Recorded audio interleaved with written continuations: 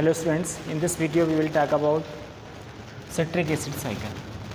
Citric acid cycle is also known as TCA, tricarboxylic acid cycle. Citric acid cycle को tricarboxylic acid cycle भी कहते हैं, इसे Krebs cycle भी कहते हैं।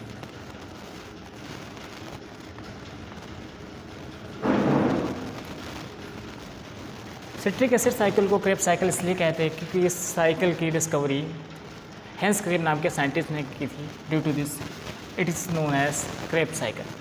क्रेब्स साइकिल जो है माइटोकॉन्ड्रिया में कंप्लीट होती है।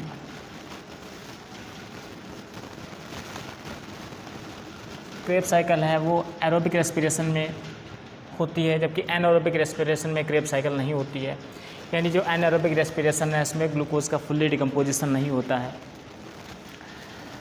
क्रेब्स साइकिल जो है 8 एंजाइमेटिकली गवर्न रिएक्शंस, या आप बोल सकते हैं कि 8 एंजाइमेटिकली रिएक्शंस की एक चेन होती है। यानी क्रेब्स साइकिल में 8 एंजाइमेटिकली गवर्न रिएक्शंस हैं, ठीक है, जिसके थ्रू ग्लूकोज का फुल्ली ऑक्सीडेशन होता है। मीन्स माइटोकॉन्ड्रिया के अंदर जो एनर्जी है वो प्रोड्यूस होती है। हालांकि जो सिट्रिक एसिड साइकिल या क्रेब्स साइकिल है इसमें एनर्जी डायरेक्ट एटीपी के फॉर्म में बहुत ही कम मिलती है। जो मोस्टली एनर्जी है वो NADH प्लस H+ और FADH2 इन रिड्यूसिंग कंपाउंड के फॉर्म में एनर्जी मिलती है। जब ये compound ETS electron transport system में जाते हैं, यानी इलेक्ट्रॉन ट्रांसपोर्ट चेन में जब इंटर करते हैं तो large amount of energy ATP के फॉर्म में ATP के मालिक्यूल मिलती है। ओके, जो ETS यानी इलेक्ट्रॉन ट्रांसपोर्ट सिस्टम है इसके बारे में हम बाद में बात करेंगे। पहले बात कर लेते हैं सिट्रिक एसिड साइकिल के बारे में, यानी क्रेब्स साइकिल के बारे में।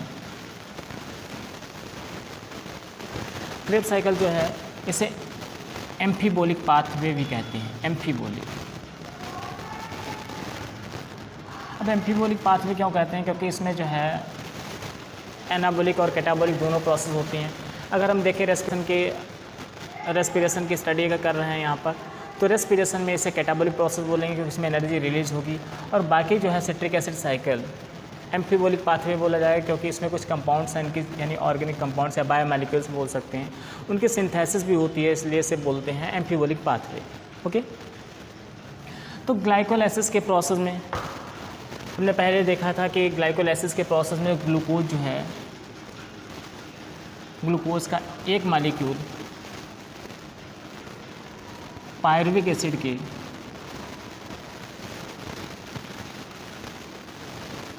टू मालिक्यूल्स में ब्रेक होता है। ग्लूकोज का मालिक्यूल 6 कार्बन एटम का कंपाउंड है और पायरुविक एसिड में 3 कार्बन एटम प्रेजेंट होते हैं।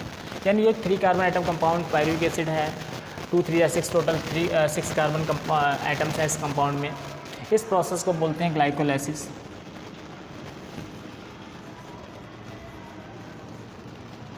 यानी ग्लाइकोलाइसिस प्रोसेस द्वारा जो है ग्लूकोज पायरुविक एसिड में कन्वर्ट होता है। और पायरुविक एसिड जो है वो TCA में जाने से पहले, यानी क्रेब्स साइकिल में जाने से पहले इसका एसिटाइलेशन होता है। मीन्स जो पायरुविक एसिड है यहाँ पर एक कोएंजाइम अटैच होता है, कोएंजाइम A इसके साथ जुड़ता है और इसका डीकार्बोक्सिलेशन होता है, यानी ये कार्बन डाइऑक्साइड का मालिक्यूल निकलता है, डीकार्बोक्सिलेशन होता है और डिहाइड्रोजिनेशन। तो डिहाइड्रोजिनेशन की अगर हम बात करें तो यहाँ पर एक कंपाउंड NAD+ जो कि रिड्यूसिंग कंपाउंड है NADH+H+ के फॉर्म में रिड्यूस हो जाता है। यहाँ पर जो एंजाइम है, यहाँ पर जो एंजाइम वर्क करता है उसे बोलते हैं पायरुवेट डिहाइड्रोजिनेज। तो यहाँ पे लिख ले रहे हैं पायरुवेट डिहाइड्रोजिनेज। यहाँ पे जो बनता जाके है ester coenzyme A, coenzyme A। तो इस तरीके से पायरुविक एसिड से, जो कि पायरुविक एसिड ग्लूकोज के ग्लाइकोलाइसिस से मिले थे, पायरुविक एसिड के 2 मालिक्यूल्स, पायरुविक एसिड के मालिक्यूल्स जो हैं वो एस्टर कोएंजाइम में कन्वर्ट हो जाते हैं। इस पूरे प्रोसेस को बोलते हैं एसिटाइलेशन। सिट्रिक एसिड साइकिल में इंटर होने से पहले पायरुविक एसिड का एसिटाइलेशन होता है जो कि एस्टर कोएंजाइम में कन्वर्ट हो जाता है। अब हम एस्टर कोएंजाइम ए को सीधे सिट्रिक एसिड में इंटर करते हैं जो कि माइटोकॉन्ड्रिया में कंप्लीट होती है। इस जो मैकेनिज्म को या रिएक्शन को स्टेप बाय स्टेप इसकी स्टडी करते हैं सिट्रिक एसिड साइकिल की। तो यहाँ पर देखेंगे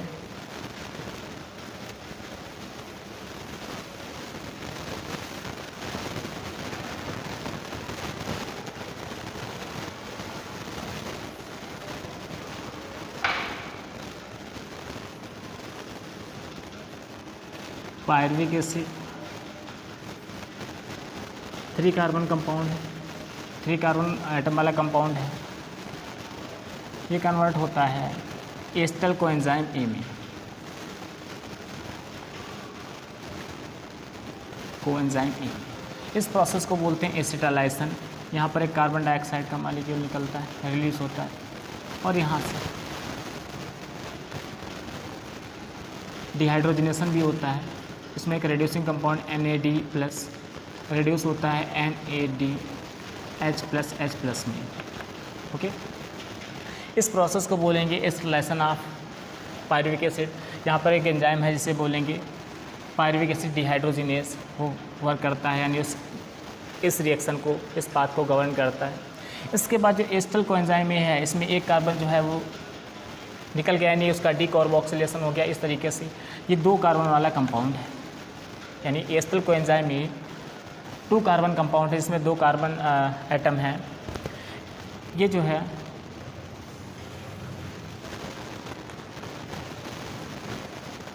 कभी कभार पूछा जाता है भाई TCA tricarboxylic acid is also known as citric acid cycle. इसे सिट्रिक एसिड साइकिल क्यों बोलते हैं? तो सिट्रिक एसिड साइकिल इसलिए बोलते हैं क्योंकि भाई इसमें पहला जो कंपाउंड होता है वो सिट्रिक एसिड होता है इस साइकिल का, इसलिए इसे सिट्रिक एसिड साइकिल बोलते हैं। और ट्राइकार्बोक्सिलिक एसिड साइकिल क्यों बोलते हैं? क्योंकि इसमें 3 जो है वो कार्बोक्सिलिक ग्रुप होते हैं, इसलिए ट्राइकार्बोक्सिलिक एसिड साइकिल बोलते हैं, TCA बोलते हैं। अब सिट्रिक एसिड जो है यहाँ से कोएंजाइम ए भी रिलीज होता है, और सिट्रिक एसिड जो है सिंपल सा प्रोसेस है, इसमें एनर्जी रिलीज़ नहीं होती, ना भी कोई भी डीकार्बोक्सिलेशन होता है। यहाँ पर एक एंजाइम है, इसे एकोनिटेज बोलेंगे। एकोनिटेज एंजाइम के प्रेजेंस में सिट्रिक एसिड आइसोसिट्रिक एसिड में बदल जाता है।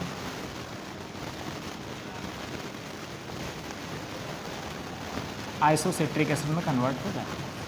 ओके, आइसोसिट्रिक एसिड फिर से आइसोसिट्रिक एसिड का डीकार्बोक्सिलेशन होता है, मीन्स एक कार्बन डाइऑक्साइड का मॉलिक्यूल रिलीज होता है। और जब जब यहाँ पर डीकार्बोक्सिलेशन होगा तब तब यहाँ पर डिहाइड्रोजिनेशन भी होगा, यानी यहाँ पर NAD जो कि रेड्यूसिंग कंपाउंड है NADH+H+ में कन्वर्ट हो जाएगा। यहाँ पर जो एंजाइम है इसे बोलेंगे डिहाइड्रोजिनेस। यहाँ पर जो आइसोसिट्रिक एसिड है ये कन्वर्ट हो जाएगा अल्फ़ा कीटो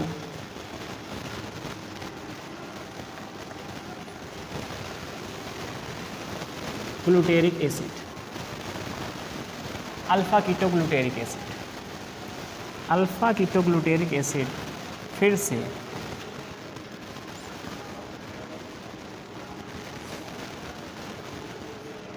अल्फ़ा कीटो ग्लूटेरिक एसिड, फिर से इसका डीकार्बोक्सिलेशन होगा। यहाँ पर एक कोएंजाइम ए जुड़ेगा, इसे बोलेंगे कोएंजाइम ए, तो अटैच होगा कि इसके साथ यहाँ से डीकार्बोक्सिलेशन होगा, मीन्स कार्बन डाइऑक्साइड का एक मॉलिक्यूल निकलेगा, CO2 रिलीज हुई। और यहाँ पर फिर से NADH+H+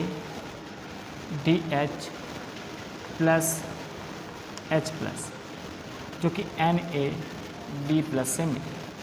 ओके, यानी रेड्यूसिंग कंपाउंड है, रिड्यूस होकर क्या बनाता है NADH+H+ बनाता है। यहाँ पर जो कंपाउंड बनता जाके है उसे बोलेंगे succinyl coenzyme A. Succinyl coenzyme A. अब सक्सिनिल कोएंजाइम ए की बात करते हैं तो फिर से यहाँ पर देखते हैं, हमने यहाँ पर 2 carbon compound ester coenzyme A लिया। सिट्रिक एसिड जो है वो 6 कार्बन एटम कंपाउंड है। आइसोसिट्रिक एसिड यहाँ पर डीकार्बोक्सिलेशन नहीं हुआ, 6 कार्बन एटम कंपाउंड है। ये जो है डीकार्बोक्सिलेशन हुआ तो यहाँ पर 5 कार्बन एटम बचे, इसके बाद फिर से डीकार्बोक्सिलेशन हो गया, फिर से 4 कार्बन आइटम बचे। अब इसके बाद कहीं भी डीकार्बोक्सिलेशन नहीं होगा। मीन्स का नेक्स्ट जो है यहाँ पर नेक्स्ट कंपाउंड जो बनेगा उसे बोलेंगे सक्सिनिक एसिड। सक्सिनिक एसिड अगला कंपाउंड जो है वो सक्सिनिक एसिड है। यहाँ पर जो एंजाइम है उसे बोलेंगे सक्सिनिक एसिड सिंथेटेज, यानी सिंथेटेज एंजाइम है, उसकी प्रेजेंस में सक्सिनिक एसिड बना। और यहाँ से कोएंजाइम ए रिलीज़ हो गया। कोएंजाइम ए रिलीज़ हो गया। यहाँ पर जो एनर्जी है वो मिलेगी। तो यहाँ पर एक ADP को डालकर ATP हम बना सकते हैं। तो ये एक ऐसा स्टेप है यही एक ऐसा स्टेप है इस पूरे क्रेब्स साइकिल में जहाँ पर ATP डायरेक्ट फॉर्म में मिलती है, बाकी कहीं पर ATP डायरेक्ट फॉर्म में नहीं मिलती है। यानी जो हमें एनर्जी मिलती है वो रिड्यूसिंग कंपाउंड के फॉर्म में लार्ज अमाउंट में मिलती है, जो कि ETS में जाना पड़ता है। जब ETS में इंटर करते हैं रिड्यूसिंग कंपाउंड्स तब उससे ATP जनरेट होती है, यानी ATP फॉर्म होती है, ATP के मालिक्यूल जो है वो प्रोड्यूस होते हैं। अब सक्सिनिक एसिड जो है फ्यूमेरिक एसिड में कन्वर्ट होगा। नेक्स्ट कंपाउंड जो बनेगा उसे बोलेंगे फ्यूमेरिक एसिड। Fumaric acid. और यहाँ पर फिर से एक रिड्यूसिंग कंपाउंड मिलेगा जिसे बोलेंगे FAD प्लस, ये मिलेगा FAD रिड्यूस हो जाएगा FADH2 में। ओके, तो FAD जो है वो FADH2 में रिड्यूस हो गया। सॉरी, यहाँ पर जो है ये भी एंजाइम होगा, उसे बोलेंगे डिहाइड्रोजिनेज।